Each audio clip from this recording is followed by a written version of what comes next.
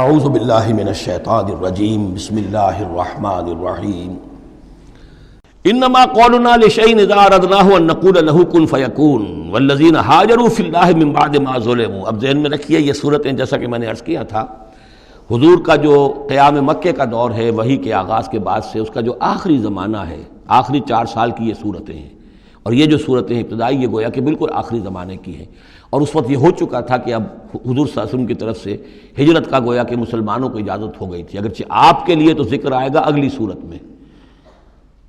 اس کا ہجرت کا، لیکن یہاں پر ہجرت کا عام تذکرہ ہو رہا ہے۔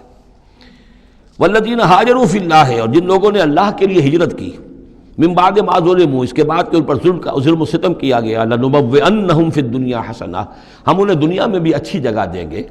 ولاجر الآخرۃ اکبر، اور آخرت کا اجر جو ان کا ہے وہ تو بہت بڑا ہے، لو کانوا یعلمون، کاش کہ ان کو معلوم ہوتا، انہیں اندازہ ہوتا۔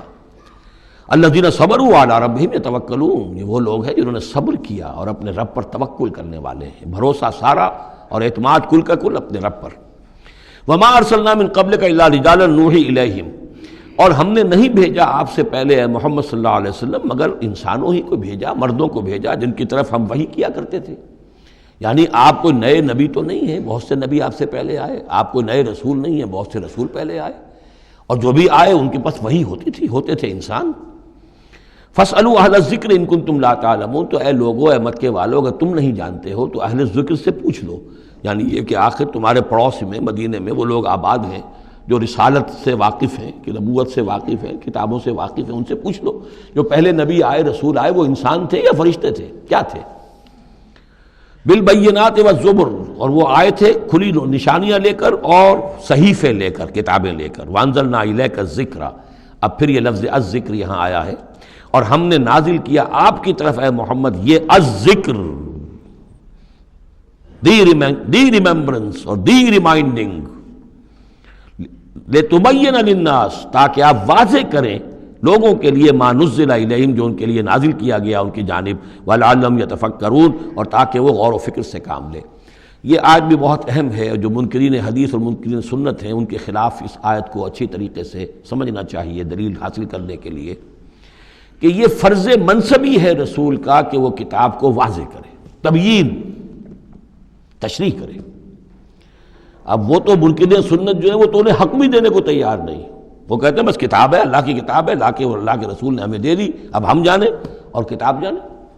ہاں اپنے زمانے کے لیے ٹھیک ہے، انہوں نے کچھ سمجھا دیا، لیکن یہاں قرآن کہہ رہا نہیں، آپ کا فرض منصبی ہے اس کتاب کے اسرار و رموز کو سمجھانا،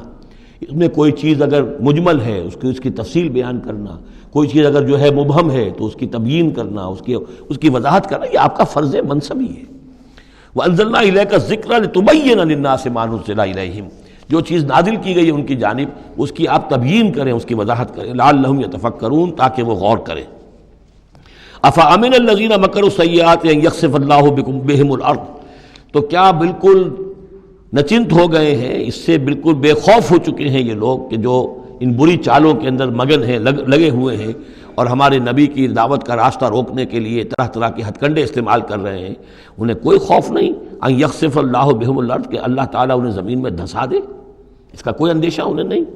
اور یاتیہم العذاب من حیث لا یشعرون، انہیں کوئی اس کا خوف نہیں کہ اللہ تعالیٰ کی طرف سے کوئی عذاب ان پر آ دھمکے وہاں سے کہ جہاں سے انہیں گمان تک نہ ہو، اور یاخذہم فی تقلبہم، یا ان کی چلت پھرت کے دوران ہی اللہ تعالیٰ انہیں پکڑ لے، جبکہ یہ اینٹتے پھر رہے ہوں اور بڑے عیش کے اندر ہوں اور کوئی جشن منا رہے ہوں چلت پھرت میں، اس وقت اللہ ان کو پکڑ لے، فما ہم بمعجزین، تو اس حالت میں بھی وہ عاجز کرنے والے نہیں ہیں، اللہ کو تھکا نہیں سکیں گے، اللہ کو ہرا نہیں سکیں گے۔ اور یاخذہم علی تخوف، یا یہ ہے کہ ان کو للکار کر انہیں پکڑ لے، ایک تو ہوتا ہے کہ اچانک اللہ نے آ کے پکڑا، ایک یہ کہ للکار کر، جیسے بہادری کا تو شیوا یہ ہوتا ہے کہ کسی پر حملہ کریں تو پہلے اسے خبردار کریں، للکاریں اسے، تو اور یاخذہم علی تخوف، اللہ چاہے تو للکار کر اور آگاہ کر کے بھی انہیں پکڑ سکتا ہے۔ فإن ربکم لرؤوف الرحیم، اس لیے کہ آپ کا رب جو ہے وہ تو بہت رؤوف الرحیم ہے، یعنی ایسے ہی بے خبری میں لوگوں پر نہیں آتا، وہ تو رسول بھیجتا ہے اگلی صورت میں آئے گا وما كنا معذبین حتی نبعث رسولا، ہم ان قوموں پر عذاب نہیں بھیجتے رہے جب تک کہ ہم نے رسول نہیں بھیج دیے۔ رسولوں کو بھیج دیا، انہوں نے اتمام حجت کیا، حق کا حق ہونا واضح ہو گیا، باطل کا باطل ہونا واضح ہو گیا، ہر شے جو ہے دودھ کا دودھ پانی کا پانی جدا ہو گیا، پھر بھی جو لوگ اڑے رہے کفر پر اور ظلم پر اور گناہ پر، پھر ان کو ہلاک کیا گیا۔ اولم یروا الی ما خلق اللہ من شیء یتفیأ ظلالہ عن الیمین والشمائل سجدا للہ وہم داخرون، کیا یہ دیکھتے نہیں ہیں ان تمام چیزوں کو جنہیں اللہ نے پیدا کیا ہے، ان کے جو سائے ہیں وہ ڈھلتے ہیں کسی کے داہنی طرف کبھی بائیں طرف، سجدا للہ، اللہ تعالیٰ کے لیے سجدہ کرتے ہوئے، وہم داخرون، اور وہ بہت عاجزی کی کیفیت میں ہوتے ہیں۔ یہ اصل میں ایک جس کو کہتے ہیں کہ پکچر ہے جو کھینچی جا رہی ہے، چشم تصور سے دیکھیے، جیسے کہ اس سے پہلے بھی آ چکا ہے کہ صبح کے وقت یعنی دوپہر کے وقت یہ جو ہر چیز کھڑی ہے، سایہ بھی اس کا سب سے چھوٹا ہے۔ اس کے بعد جو ہے وہ سورج ڈھلنا شروع ہوا، سایہ بڑھنا شروع ہوا، جیسے کہ وہ اب رکوع میں چلا گیا اور وہ سایہ اور پھر سجدے میں پڑ گیا۔ صبح کے وقت اس سے برعکس ہو رہا ہوتا ہے جبکہ سورج طلوع ہو رہا ہوتا ہے، تو گویا کہ یہ سائے جو ہیں چیزوں کے وہ اللہ تعالیٰ کے سامنے سجدے کرتے رہتے ہیں۔ اب بعض جو ہیں ان میں وہ دائیں طرف سایہ ہوگا، بعض کا بائیں طرف ہوگا، اس لیے کہ سورج اگر جنوب کی طرف ہے تو دایاں جو ہے دائیں طرف ان کا جو شمال کی طرف سایہ پڑے گا، اور اگر سورج شمال کی طرف گیا ہوا ہے تو سایہ جو ہے وہ بائیں طرف آ جائے گا، جنوب کی طرف آ جائے گا۔ وَلِلَّهِ يَسْجُدُ مَا فِي السَّمَاوَاتِ وَمَا فِي الْأَرْضِ مِن دَابَّةٍ وَالْمَلَائِكَةُ وَهُمْ لَا يَسْتَكْبِرُونَ، اور اللہ ہی کے لیے سجدہ کرتی ہیں ہر شے، ہر وہ مخلوق جو آسمانوں میں ہے اور زمین میں ہے، چاہے وہ چوپائے ہیں اور چاہے وہ فرشتے ہیں آسمان میں، وَهُمْ لَا يَسْتَكْبِرُونَ، اور وہ ہرگز تکبر سے کام نہیں لیتے۔ يَخَافُونَ رَبَّهُم مِّن فَوْقِهِمْ، وہ تو اپنے رب سے خوف زدہ رہتے ہیں، ہر وقت لرزاں ترساں رہتے ہیں اپنے اوپر سے، وَيَفْعَلُونَ مَا يُؤْمَرُونَ، اور کرتے ہیں وہی کچھ جس کا کہ انہیں حکم ہوتا ہے۔ یہ فرشتوں کے بارے میں یہ یہاں بھی آیا ہے، آگے بھی آئے گا، لا یعصون اللہ ما امرہم ویفعلون ما یؤمرون، یہ آیت سجدہ ہے، سجدہ کر لیجئے۔ صدق اللہ العظیم۔